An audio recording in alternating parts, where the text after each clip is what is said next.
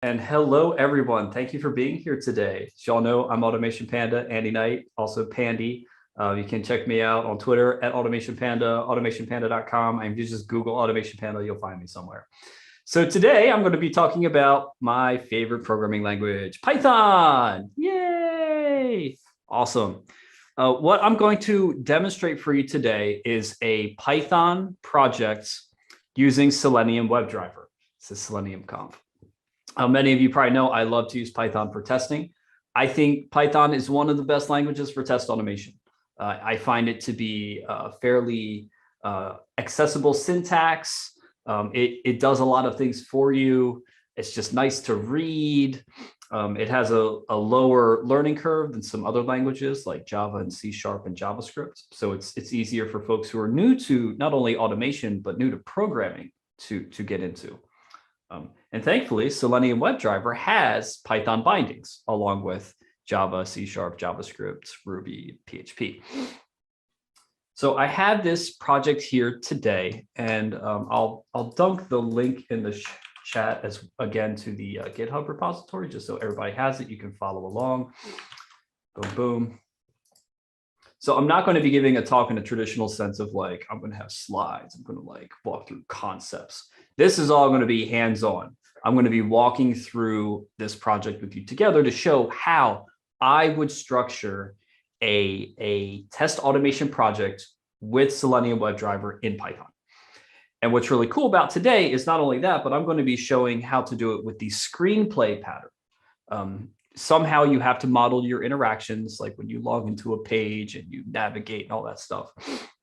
You could make raw Selenium WebDriver calls, which is what a lot of like demos and quick articles do. More commonly, people will use page objects, where you have your locators and your methods and to represent a page or a component of a page. But I strongly believe that screenplay is a much better pattern for modeling those interactions. And in my previous projects, I've used, or I should say in my previous team, we developed a screenplay implementation called Boa Constrictor, but that was in .NET. Recently, I've done a very small, bare bones basic implementation of screenplay in Python, which I will be demonstrating for you today. And this is actually the first time I have publicly shown the Python screenplay package. So let's dive in, shall we? In the project here, I've got it open in Visual Studio Code. Fairly standard Python project. You put all I should also back up. Not only are we using Python with Selenium WebDriver, we're also using pytest. Pytest is the most popular Python test framework. It is not part of the standard library as a third-party package, but still it is by user share the most popular. And it's excellent. You write your tests as functions. You don't have to write big hunky classes. It has a really nice, reasonable way of handling something cleanup called fixtures that we'll look at in a second. So in a project, when you are using pytest as your framework, you'll put all of your test cases under a folder called tests. And so here I have a module named test_search.py, and that's what's shown here on the main screen. This is the main test case. Everything will come through here. PyTest will search for test modules with functions named test_something, treat those as tests, line them up as dominoes, and run through them all. So in our test search module, we have some imports here, which I'll explain a little bit later. But our main test case is this one, test DuckDuckGo search. This is a plain old Python function. And in it, I have the basic steps of the test case, and I have them arranged in the arrange, act, assert pattern. I'm hoping y'all have heard of arrange, act, assert. It's a great way to structure your test cases, whether they're unit test cases or end-to-end test cases. They keep your tests focused on individual independent behavior. If you're familiar with Gherkin or BDD or given, when, then is essentially arrange, act, assert. So this is how I structure all my functional test cases. So in order to do the test, I haven't explained what the test is yet. The test here, what it does is it performs a basic search using DuckDuckGo. DuckDuckGo is a search engine, just like Google, Yahoo, Bing, whatever. Why did I choose that one? Because it had easy locators, truth be told. So what are the steps to a DuckDuckGo search test? To set it up, we are going to load the search page. Now, there's this thing here, this actor attempts to. This is where the screenplay pattern comes in. In screenplay pattern, like I said, it's a pattern for interactions. What I always like to say is in screenplay, actors use abilities to perform interactions, right? Versus the page objects, which are you have pages with locators and action methods. With screenplay, we separate concerns further. Actors use abilities to perform interactions. The actor is the initiator of all the interactions. So I have an actor object here, and that actually came from a fixture, essentially a setup function that was dependency injected here. And I'll show you what that looks like in just a moment. But just take it for granted right now, it's constructed in like a setup and given to us. So we have an actor, and anytime an actor wants to do two tasks, we say actor.attempts to, right? Because they're attempting to do something. We don't know if they're going to be successful yet. This is a test case. So actor attempts to perform an interaction. And so here, the interaction is to load a particular web page with a given URL. So I have an interaction named load. It's called search page, and it passes in the search page URL. Underneath of that, Selenium WebDriver is there.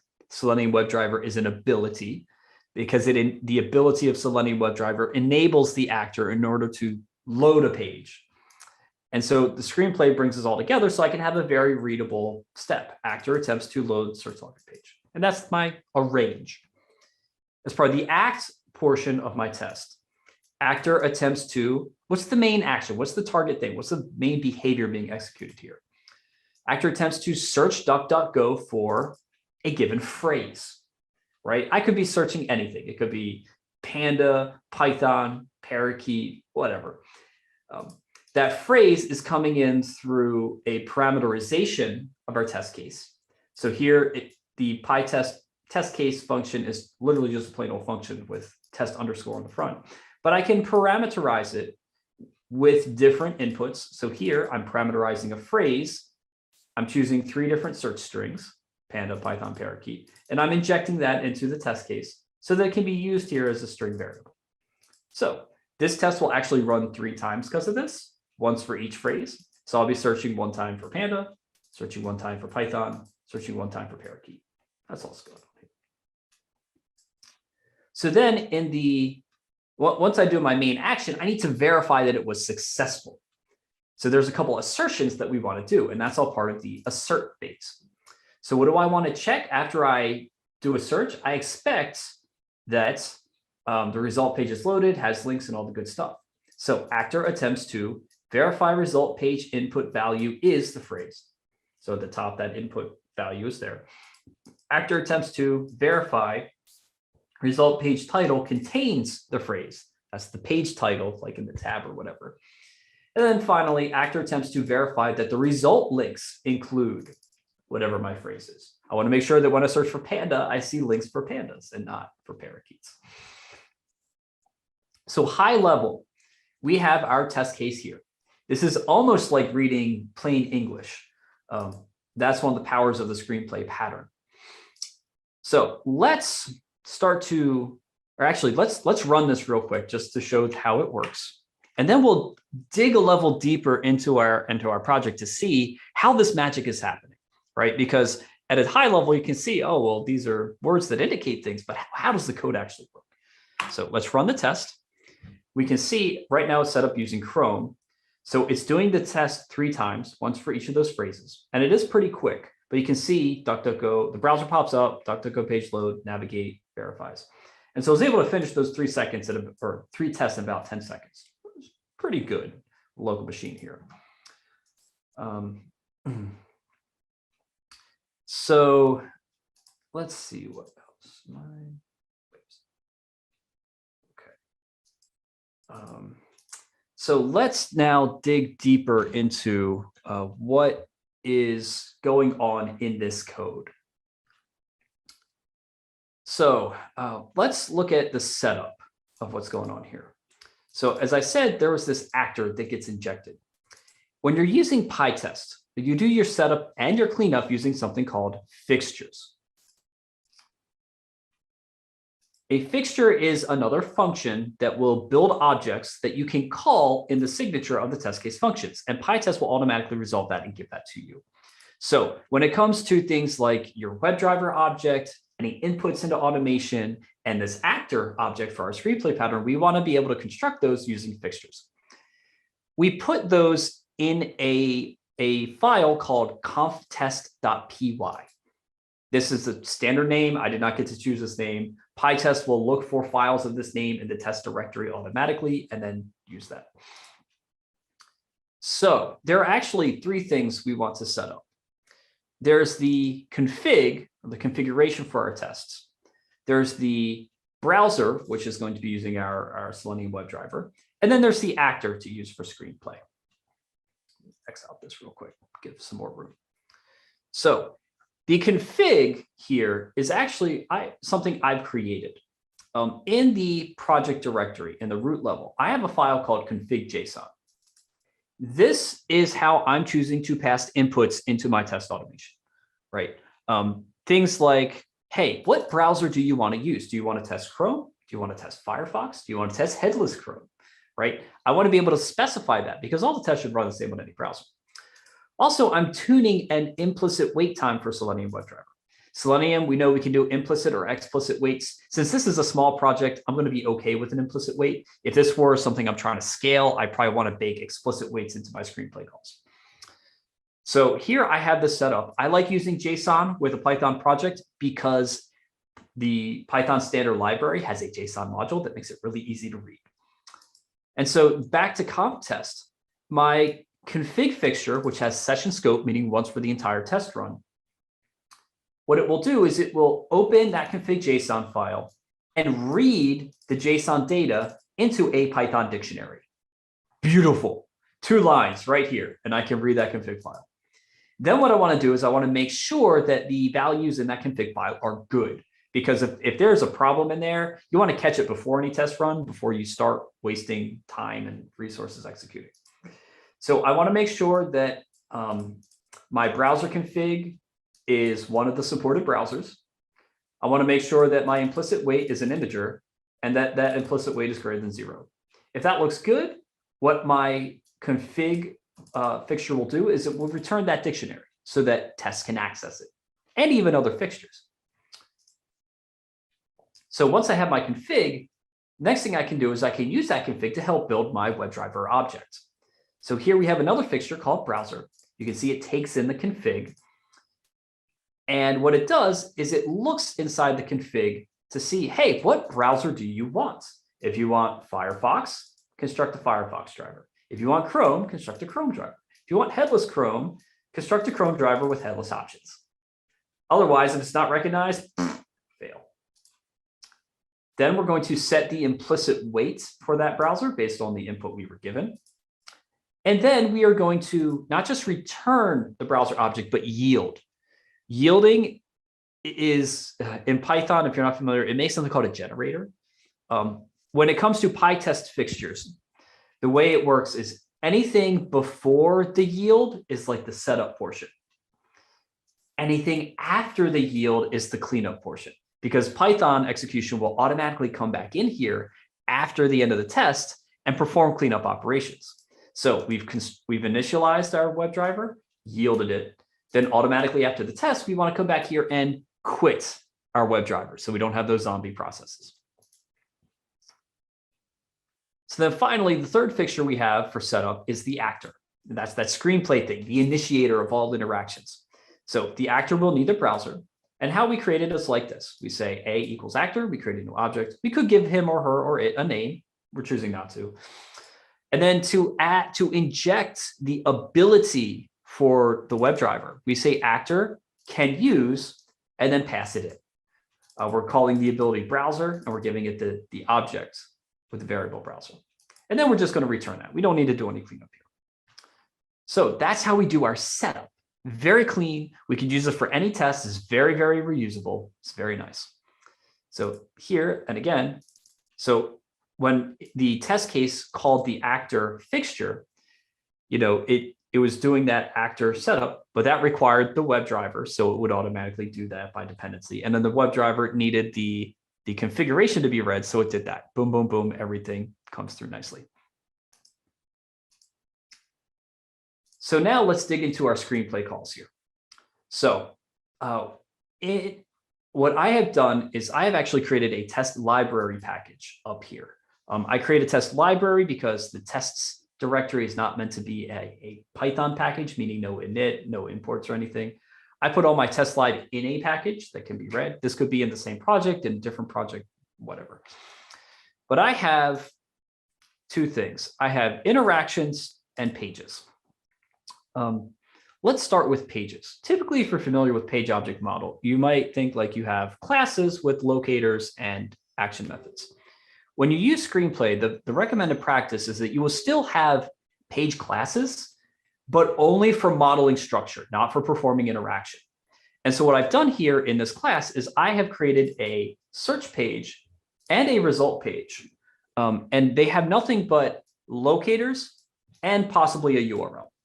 So here, my search page, I want to model the search input field.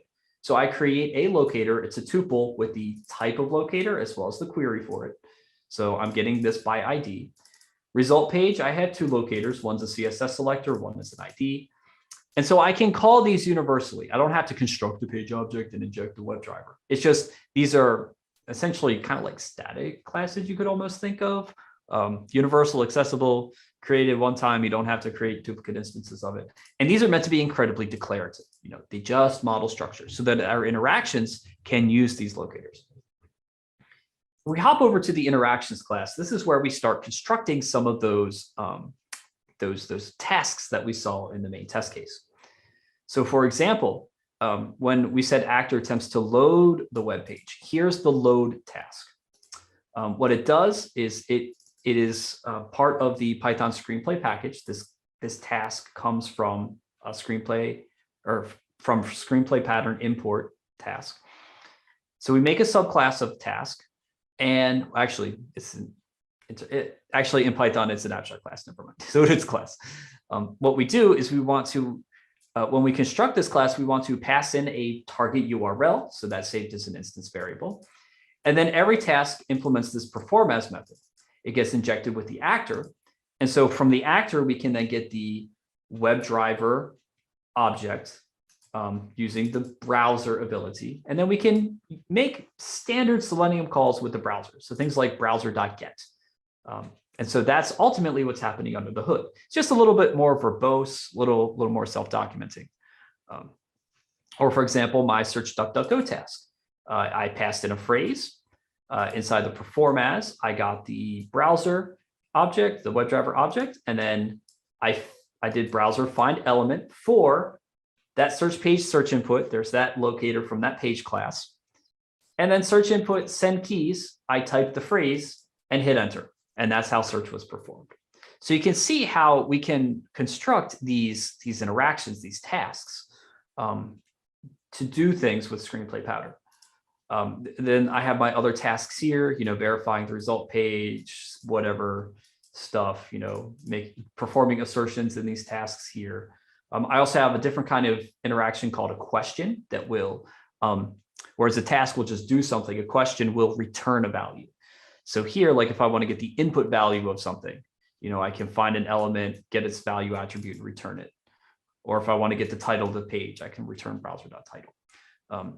Right now, the Python screenplay package here is very bare bones.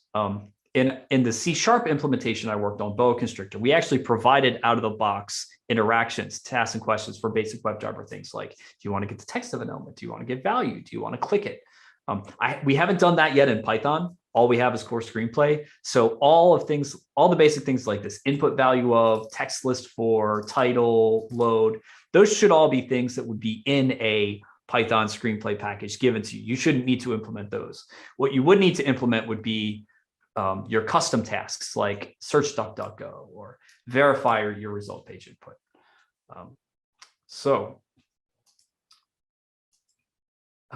Yeah, so in a nutshell, that is how you would construct a Python test automation project in Python with pytest using the